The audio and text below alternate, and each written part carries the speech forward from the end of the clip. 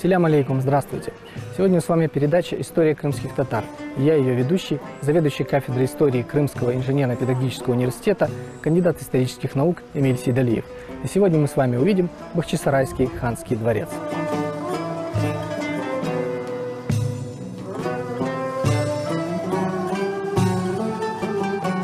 Бахчисарайский ханский дворец – жемчужина Крыма, величайшее произведение крымско-татарской архитектуры. Бахчисарайский ханский дворец воспевался во многих стихах и прозе. Многие авторы писали об этом выдающемся памятнике. Каждый хан, правивший здесь, носил что-то новое в его облик и вкладывал частичку своей души. В переводе с крымско-татарского Бахчисарай – это дворец-сад или дворец в садах. Построен он был в 1532 году ханом Сахиб-Гираем в 2 километрах от прежней ханской резиденции. Вскоре вокруг нового ханского дома разросся столичный городской центр, получивший по наименованию дворца имя Бахчисарай. К самым ранним постройкам дворца примыкали обширные сады. В настоящее время от прежнего дворца сохранилось немного. Общая площадь комплекса 5 гектаров. Сохранившиеся постройки – это большая и малая ханские мечети, ханское кладбище и мавзолей на его территории, основной корпус дворца с жилыми и хозяйственными помещениями, зал дивана, гарем, различные внутренние дворики, беседки, фонтаны, бани и многое другое. Ранее площадь дворца составляла 18 гектаров, но, к сожалению, в ходе различных реставраций и ремонтов многие дворцовые постройки, сады и дворики были разрушены и разобраны.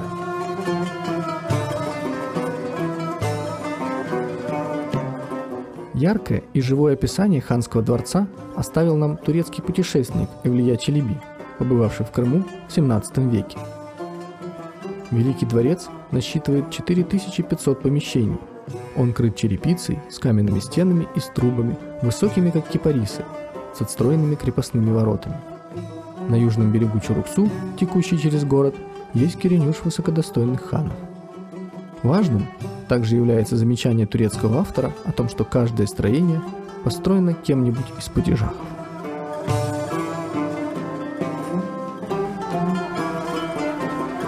Описывая дворец, Эвлия Челеби сообщал, что в нем есть 3 киренюша или 3 диван-хане, построенные Селямет-Гирай ханом, Бахадыр-Гирай ханом и Ислям-Гирай ханом. К сожалению, до нашего времени сохранился только один – Селямет-Гирай хана. Над входом в этот зал сохранилась мраморная плита с текстом: «Двери дивана Селямет-Гирай хан, сын Хаджи Селим-Гирай хана, 1156 год хиджры», что соответствует 1743 году. В зале дивана ханы собирали совещания своего совета, вершили суд, принимали послов. Описание зала дивана оставил адъютант фельдмаршала Миниха Манштейн. Он сообщает, что стены зала были украшены разноцветным фаянсом, а освещался он окнами в 2 яруса. Верхний из них был украшен витражами. Зал представляет собой обширное помещение с 2 входами в северной и южной стене. Посетители попадали в зал дивана через канцелярию и вход в северной стене. В северной части зала над входом располагался небольшой узкий балкончик с небольшими зарешоченными окнами. Он был своего рода тайником. Балкончик опирается на 2 деревянных столба, между которыми был помещен резной деревянный портал. Особое внимание в зале дивана привлекает деревянный наборной потолок, украшенный резьбой и полихромными росписями. Центральная часть потолка является подлинником, сохранившимся с ханских времен. Также подлинными элементами декора являются витражи верхнего ряда окон и фрагменты орнамента в виде мрамора и гроздьев на западной стене. В центре зала дивана, в полу, сохранилось небольшое углубление. По сообщениям Манштейна и французского посла барона де Тотта, тут ранее был мраморный фонтан, который, вероятно, был демонтирован в результате ремонта реставрационных работ в первой трети XIX века. Тогда же были видоизменены часть потолка и роспись стен помещений. Зал дивана являлся важнейшим помещением ханского дворца. Здесь решались вопросы экономики, политики, судебной практики. В состав совета при диване входили представители высшего духовенства, беи, мурзы, члены ханской семьи. У южной стены на возвышении в богато украшенном кресле сидел хан. Справа от него Калга Султан, а слева Нуриддин Султан. О том, как выглядело заседание совета при хане, нам также сообщает Эвлия Челеби. Слева от хана сидит Нуридин Султан, который управляет 260 деревнями от русла Качи до крепости Гюзлёва, Ора и Чинишке и до крепости Арабат. В присутствии хана он разбирает прошения, приходящие из этих мест. Но высокодостойный хан судит и Калгу Султана, и Нуридин Султана, пишет шахские ярлыки и битики, то есть блистательную ханскую тугру, и всем управляет. Далее, с правой стороны, стоят ханафитский шейхуль-ислам и главы 3 других мазхабов – муфтии. С левой стороны стоят кадяскер Муртаза Али Эфенди, ниже его городской мулла и 24 кадия Крымского острова. Они разбирают решения, приходящие из их каза, изучают и разрешают споры и претензии. Не дай бог, если кто-нибудь из них нарушит шариат или засудит какого-нибудь слабого раба. На этом собрании татарские ученые этого незаконно судящего кадия побивают камнями. Совершенно не дают пощады. Через дверь в южной стене мы попадаем в фонтанный дворик, который соединяет зал дивана с малой дворцовой мечетью, летней беседкой и гаремным двориком.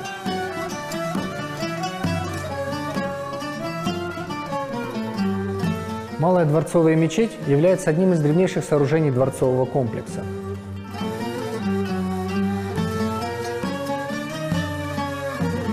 Это прямоугольное в плане помещение перекрыто куполом, который опирается на 8-гранный барабан с арками и парусами. В южной стене находится молитвенная ниша – михраб.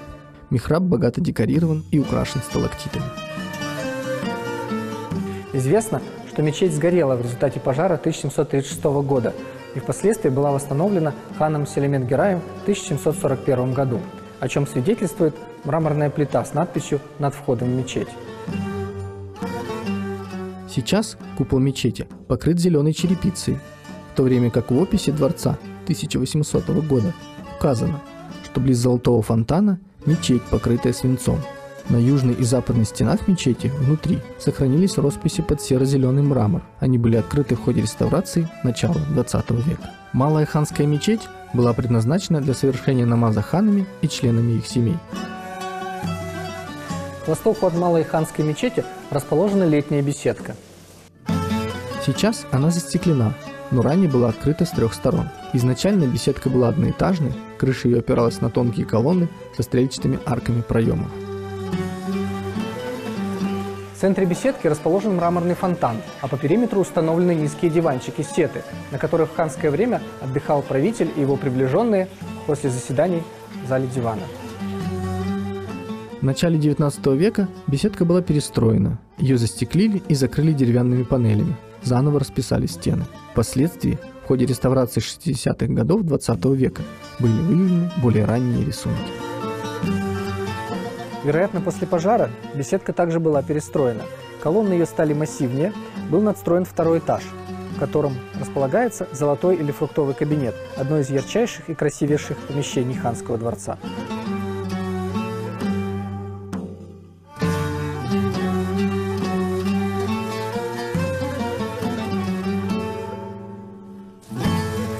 Пристальное внимание посетителей в фонтанном дворике привлекают 2 его ярких объекта – золотой фонтан и фонтан слез. Расположение золотого фонтана рядом с малой дворцовой мечетью объясняет необходимостью омовения перед совершением намаза. Название «фонтан» получил из-за позолоченных узоров, покрывающих его поверхность. Сооружен был этот памятник ханом Каплан-Гираем, сыном Хаджи Селим-Гирая, в 1733 году, о чем свидетельствует верхняя надпись. В нижней надписи цитируется аят из Корана: «И напоит их райских юношей Господь напитком чистым». Хан Каплан-Гирей известен тем, что был достаточно сильным и смелым и энергичным правителем. Он трижды занимал ханский престол в Бахчисарае, участвовал во многих битвах и походах в Австрию, Персию и на Кавказ. Тут же во дворике расположен еще один фонтан, наверное, наиболее популярный и известный фонтан ханского дворца – фонтан слез. Построен он был в 1764 году. Вокруг фонтана сразу же сформировалось множество легенд. По одной из них хан воздвиг над могилой возлюбленной большой мавзолей, к стене которого был пристроен когда-то этот фонтан. Исследователи связывают первоначальное место установки фонтана с мавзолеем Диляры Бекеч, расположенным в южной части дворца, в данный момент за стенами комплекса. Именно фонтан слез и ханский дворец вдохновили Александра Сергеевича Пушкина на написание поэмы «Бахчисарайский фонтан» и стихотворение фонтану Бахчисарайского дворца. Авторство фонтана приписывается мастеру Омеру. Мастер задумывал, что фонтан будет выражать глубокое горе и скорбь хана по его утрате. Верхняя надпись фонтана – стихотворение поэта Шейхия, прославляющее хана Кырым-Гирая. «Если кто хочет поверить и увидеть, пусть придет. Мы сами видели Дамаск, Багдад. О шейхи! Кто будет утолять жажду, пускай сам фонтан языком своим скажет хронограмму.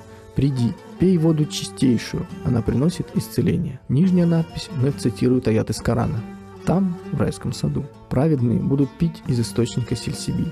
Этого хана действительно было за что прославлять. При нем культура и искусство Крымского ханства достигли высочайшего расцвета. В это время формируется стиль, названный крымским рококо.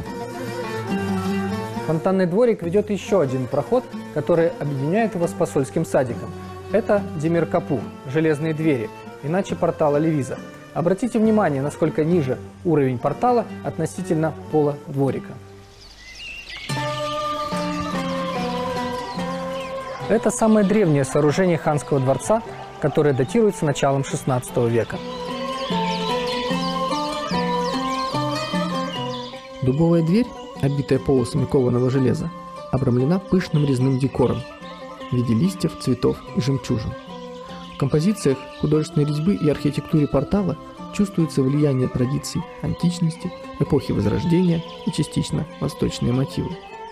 В верхней части портала в круге сохранилась надпись арабской вязью. Владетель этого дворца и повелитель всей страны, султан всемилостивый Менгли-Гирай-хан, сын Хаджи Гирай-хана, да помилует Бог его и семейство его в обоих мирах. В центре надписи Тамга, родовой знак Гирая. Под фризом портала расположена другая надпись. Этот великолепный вход в эти величественные врата сооружены по повелению султана двух материков и хакана двух морей, султана, сына султана, Менгли-Гирай-хана, сына Хаджи Гирай-хана в 959 году. Исследователи считают, что железные двери и резной портал были перенесены сюда из другого дворца, строительство которого связывают с именем хана Менгли-Гирая и архитектора Алозио Ламберти де Монтаньяна или Алевиза Нового. Выдающийся крымский ученый, историк и археолог Николай Львович Эрнст еще в 1928 году предположил, что строительством дворца для крымского хана в 1503-1504 годах занимались итальянские мастера, которые направлялись в Москву для строительства там Архангельского собора для Ивана III. По пути из Венеции в Москву итальянские мастера были задержаны молдавским господарем Стефаном Великим. Хан Менгли-Гирай сумел договориться с молдавским князем.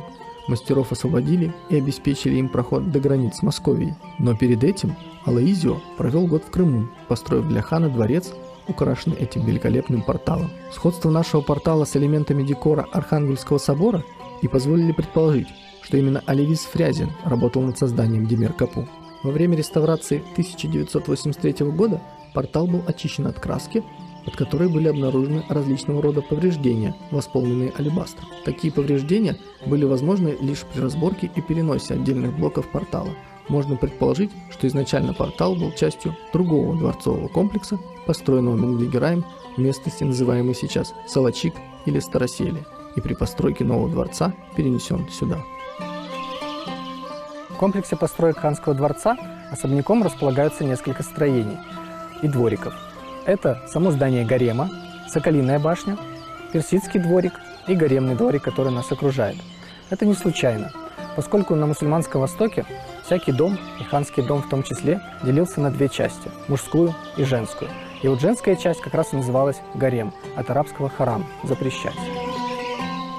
Считается, что изначально комплекс построек гарема включал в себя 4 здания. Ввиду того, что 3 из них изрядно обветшали, они были разобраны в 1820 году. Сохранилось лишь одно здание из 3 комнат, беседки и широкой террасы. Комнаты сотрудники музея условно обозначили как буфетная, жилая и гостиная. Сейчас тут располагается экспозиция, которая, вероятно, воссоздает интерьеры богатого крымско-татарского жилища 18-19 веков.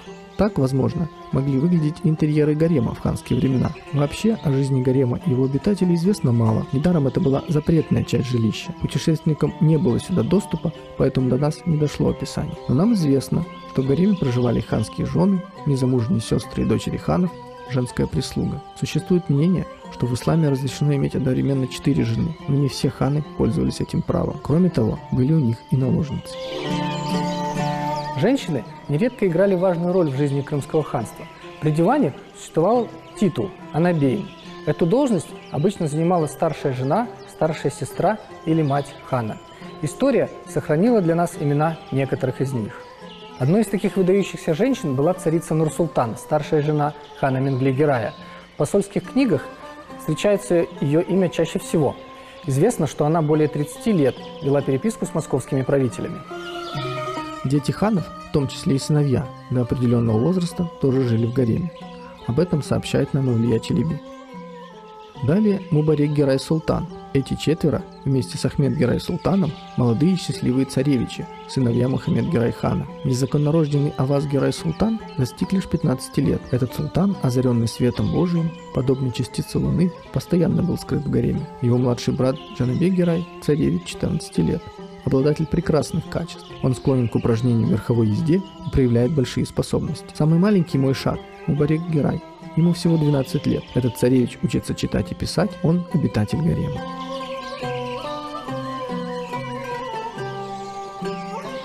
Как мы уже говорили, частью гаремного комплекса был также персидский дворик и Соколиная башня. Эти постройки окружала высокая стена, как и положено в гареме. На территории персидского дворика были расположены бани, беседки, сады. К сожалению, в настоящее время для нас доступен лишь персидский дворик. Исследователи совершенно обоснованно считают, что этот дворик или сад был частью гаремного комплекса. Известно, что в персидский сад выходили окна еще одного корпуса ханского дворца, сейчас не сохранившегося. Вероятно, это были покои султанов, детей ханов, живших до определенного возраста при гареме. Тут же в персидском саду располагались 2 бани для обитателей гарема. Сейчас об этом свидетельствуют лишь развалины.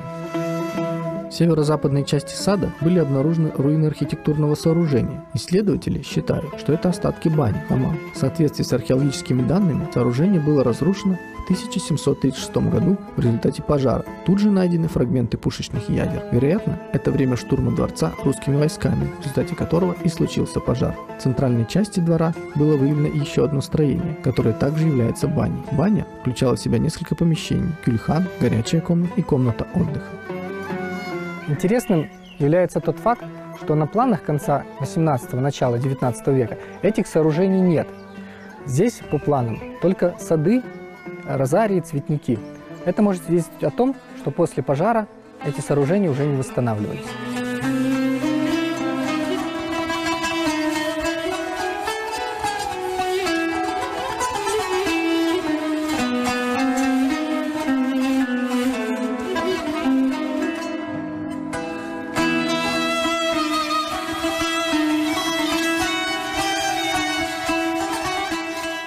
Сегодня мы с вами познакомились с некоторыми сооружениями Бахчисарайского ханского дворца. Мы увидели зал дивана, портал Алевиза, гарем, персидский садик. Ханский дворец хранит еще много-много интересных тайн, и думаю, в дальнейших передачах мы откроем их для вас, вы увидите. Я прошу вас, помните, народ, не знающий свою историю, не имеет будущего. Смотрите нашу передачу и узнаете много-много интересного. Большое спасибо, до свидания, Салпин Каланас.